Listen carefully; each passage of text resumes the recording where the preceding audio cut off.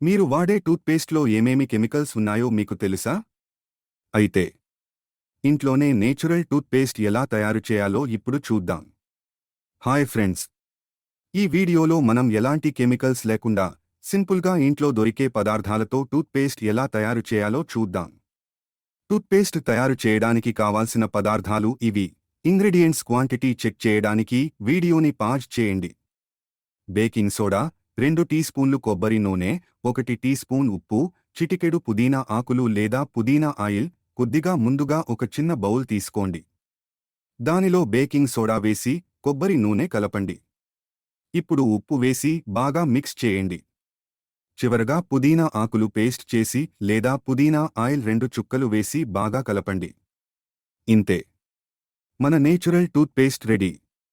ఈ టూత్పేస్ట్ వల్ల పళ్ళు శుభ్రంగా ఉంటాయి, నోటి దుర్వాసన తగ్గుతుంది, కెమికల్స్ లేకుండా సేఫ్గా ఉంటుంది. రోజుకు ఒక్కసారి లేదా 2 సార్లు మాత్రమే వాడాలి. అతి ఎక్కువగా వాడకూడదు. మీకు ఈ వీడియో ఉపయోగపడితే లైక్ చేయండి.